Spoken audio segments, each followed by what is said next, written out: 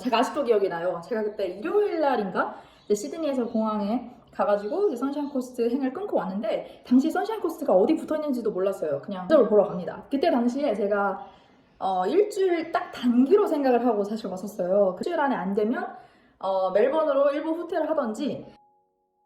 당시에 제가 어떤 마인드였냐면, 일주일 내로 시작을 못하면 아직도 기억이 나는 게, 오피스복스에서 한 30부를 이제 인쇄를 했어요. 그 레주메를 뽑아가지고 면접을 보고 그 주변을 다 들어갔어요. 뭐 브랜드고 뭐고 안 따져요. 그냥 들어가. 그냥 진짜 들어갔어요. 그렇게 하다가 한 목요일쯤이 됐나? 목요일쯤 돼가지고 이제 어떡하지? 목요일 오후쯤 돼가지고 그러면 토요일날 비행기를 타고 멜번으로 갈까 어쩔까를 고민하던 찰나에 전화가 한 통 오게 돼요. 그래서 전화를 이제 받았죠. 그랬더니 뭐 어디래? 근데 어디라고 하는데 어딘지도 몰라요. 하도 이력서를 많이 넣어가지고 어딘지도 몰라. 해가지고 금요일 4시에 제가 지금 현재 다니는 직장을 찾아가게 돼요. 그래서 이제 이 사람은 나에 대해서 관심이 없나 보다. 나갈 때쯤 됐는데 그 매니저가 저한테 갑자기 대뜸 So how was work with Tony? 이러는 거예요. 그래서 응?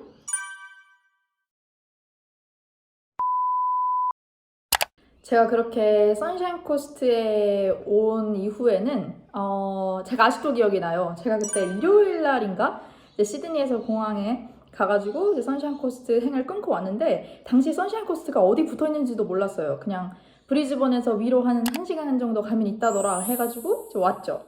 그때 당시에 제가 인터뷰가 한 2군데 정도 잡혀 있었어요. 2-3군데 정도.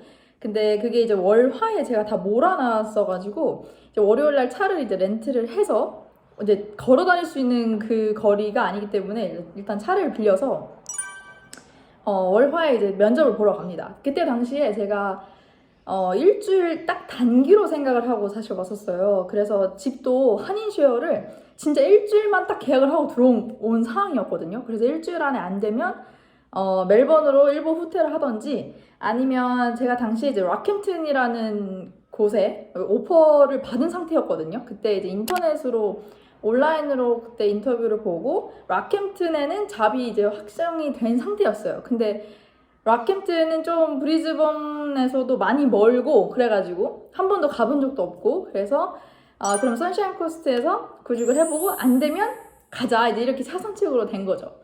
그래서 이제 선샤인 코스트에서 막 면접을 보기 시작했고, 당시에 제가 어떤 마인드였냐면, 일주일 내로 시작을 못하면 결단을 내려야 되는 또 상황이었어요. 그래서 왜 또 그때 그랬냐면, 그때 당시에 제가 졸업생 비자가 정확히 한 반년 정도가 남은 상태였어요. 제가 이제 7월 말쯤에 졸업생 비자가 끝나는 상황이었고, 당시에 완전한 연초였기 때문에 6개월 정도가 남은 시점이었어요. 근데 당시에는 뭐 코로나 비자 이런 게 소개가 되지 않은 상황인데다가 퀸즐랜드 주정부 후원, 제가 그 얘기했던 그 독립기술 이민을 신청을 하려면 퀸즐랜드 내에서 거주와 근로를 6개월 이상 한 사람이 어플라이를 할 수 있는 조건이 있었어요. 근데 이제 저는 당시에 멜번에서 바로 넘어온 상황이었기 때문에 전혀 없었죠, 그런 경력이. 근데 비자는 이제 한 반년 정도가 남았고 그 이후로는 답이 없는 상황이었어요. 그래서 반년을 최대한 빨리 채우고 빨리 어플라이를 해야지만 뭔가 이제 승산이 있지, 안 그러면은 또 다른 이제 살길을 모색해야 되는 그런 상황이었거든요. 그래서 이제 면접을 보러 갈 때마다 브랜드고 뭐 위치고 급여고 사실 그렇게 많이 따질 수가 없는 상황이었어요. 뭐 따질 게 뭐 있어. 일단 최대한 빨리 시작할 수 있는 데서 나는 무조건 6개월을 채우겠다, 그 마인드 이제 하나로 저는 이제 면접을 봤거든요. 그래서 월화에 그 잡힌 면접을 보면서 제가 아직도 기억이 나는 게, 오피스복스에서 한 30부를 이제 인쇄를 했어요. 그 레주메를 뽑아가지고 그거를 인터뷰를 갔으면 그 딜러십들은 보통 항상 이제 모여 있잖아요. 정비서들은 모여 있거든요. 한 그 단지 같은데. 그래가지고 면접을 보고 그 주변을 다 들어갔어요. 뭐 브랜드고 뭐고 안 따져요. 그냥 들어가. 그냥 진짜 들어갔어요. 근데 이제 다행히 그게 이제 지난 호주 생활을 통해서 좀 쌓인 경험이나 노하우라 그럴까? 그런 게 조금 쌓인 상태였기 때문에 엄청 더웠거든요. 그때 또 한참 1월에 엄청 더운 여름인데 그냥 그냥 들어갔어요. 그냥 들어가가지고 너네 혹시 미안한데 사람 뽑니? 나 지금 구직 중인데 이거 이력서 여기 있다 하면서 그때 제 목표가 뭐였냐면 하루에 그 인쇄한 이력서를 모두 전달하고 오는 게 제 하루 일과이자 목표였어요. 그래서 이제 막 그게 이제 막 아무데나 막 보이는데 다 들어갔죠. 그렇게 하다가 한 목요일쯤이 됐나? 목요일쯤 돼가지고 이제 어떡하지? 왜냐면 그 인터뷰 본 데서는 조금 약간 오퍼가 온 데가 한 군데가 있긴 했는데 약간 이수지였거든요. 그래서 약간 트럭 같은 이제 큰 차를 정비하는 거여서 제가 체력적으로 많이 힘들겠다라는 게 느껴져서 오퍼를 받을까 말까 하는 상황이었고 목요일 오후쯤 돼가지고 그러면 토요일날 비행기를 타고 멜번으로 갈까 어쩔까를 고민하던 찰나에 전화가 한 통 오게 돼요. 그래가지고 전화를 이제 받았죠. 그랬더니 뭐 어디래? 근데 어디라고 하는데 어딘지도 몰라요. 하도 이력서를 많이 넣어가지고 어딘지도 몰라. 근데 이제 그게 중요하진 않으니까 그러면 내가 언제 인터뷰를 보러 갈까? 이제 이랬는데 그 매니저가 다음 주 뭐 화요일쯤 어때? 이러는 거예요. 근데 난 다음 주를 기다릴 수가 없는 상황이었거든.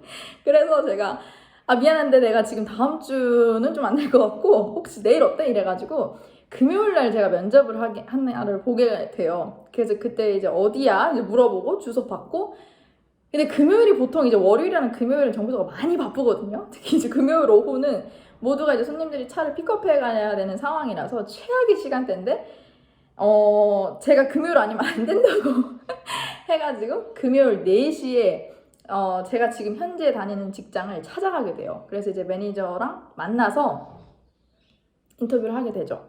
그래서 막 인터뷰를 보러 막 부랴부랴 갔어요. 그랬는데 엄청 바쁘지 사람들이 막 금요일 오후 막 정신없죠. 그러다가 매니저가 이제 물어보더라고요. 근데 자리에 이제 막 앉았어. 급하게 들어가서 앉았는데 이상하게 그 제가 가진 뭔가 이렇게 경력, 차에 대한 정비에 대한 질문을 일절 안 하는 거예요. 매니저가. 그러면서 넌 어디서 왔니? 너 멜번에서 뭐 했니? 호주 언제 처음 왔니? 선샤인 코스트 뭐 언제 왔니? 뭐 선샤인 코스트 어디 사니? 뭐 어때? 퀸즐랜드 오니까 뭐 이런 걸 물어봐. 취미는 뭐야? 뭐 쉬는 날 뭐해? 뭐 이런 걸 물어봐요. 그래서 가족들은 다 어딨어? 이런 거. 그래서 이 사람은 나에 대해서 관심이 없나 보다. 여기는 이제 안 되겠다 생각해가지고 막 그냥 스몰톡을 열심히 했어요. 그러다가 한 30분 얘기를 하고 나갈 때쯤 됐는데 그 매니저가 저한테 갑자기 진짜 갑자기 대뜸 So how was work with Tony? 이러는 거예요. 그래서 토니랑 일한 게 어땠냐고? 토니가 누구지? 토니가 누구였지? 이제 한참 이렇게 약간 벙쪄 있는 상태인데 네가 여기 지금 이력서에 맨 마지막에 레퍼런스 제가 거기다 참조인에다가 전 그 멜번 도요타 사장님 이름이랑 그 연락처를 적어놨었거든요. 그래가지고 너 토니랑 일한 거 어땠냐고 이제 물어보는 거예요. 그래가지고 그냥 뭐 전에 일했던 데를 물어보나 보다 싶어가지고 이제 막 얘기를 했어요. 도요타에서 내가 뭐를 했고 뭐 언제부터 언제까지 일을 했고 뭐 어쨌고 뭐 혼자 막 신나가지고 얘기를 했어요. 그랬는데 그 매니저가 저한테 갑자기 대뜸 하는 소리가 나 네가 오기 전에 토니랑 안 그래도 지금 통화했다 이제 이러면서 토니의 안부를 저한테 전해주는 거예요. 토니 지금 잘 있고 뭐 어쩌고 저쩌고. 그래서 뭐지 이 사람? 좀 수상한데 이제 한참 그러고 있던 찰나에 이제 매니저가 저한테 얘기를 하더라고요. 사실은 내가 멜번에서 7년 동안 무려 7년 동안 그 멜번에도 도요타 지점이 굉장히 많이 있을 거잖아요. 멜번이 또 굉장히 크니까. 근데 그 중에 한 지점을 담당했던 서비스 매니저였고 그래서 7년 동안 멜번에서 일을 하다가 원래 집은 브리즈번이어서 그 코로나 때 락다운이 터지면서 자기는 이제 멜번에서 정리를 하고 브리즈번으로 온 상황이다. 근데 그 도요타 지점이 사실 그룹이 이제 있는데 그 그룹이 같은 그룹 산하에 있는 도요타 지점이었어요. 그러니까 직영점의 대표인 셈이었죠. 토니랑 지금 제가 일하는 곳의 매니저가.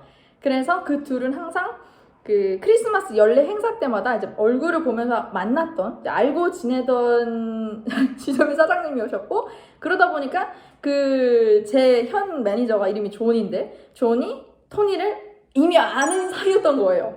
그래서 어떻게 이렇게 세상이 좁을 수가 있지? 라는 생각이 저는 들었고, 그래서 인터뷰 때 뭐 토니가 워낙 저를 또 이렇게 좋아하고 추천을 잘 해줬기 때문에 그 기회로 저는 바로 구직에 성공해요. 그러면서 오케이 그럼 너 월요일부터 출근해 이렇게 된 거죠. 월요일날 와서 이제 유니폼 받고 그때부터 진짜 바로 시작한 거예요. 그러니까 저는 이제 선샤인 코스트 가서 일주일 안에 구직을 했고 그때 이제 뭐 집도 다시 연장을 하고 뭐 차도 사고 이제 이러면서 바로 6개월의 경력이 시작될 수 있는 길이 열리게 돼요.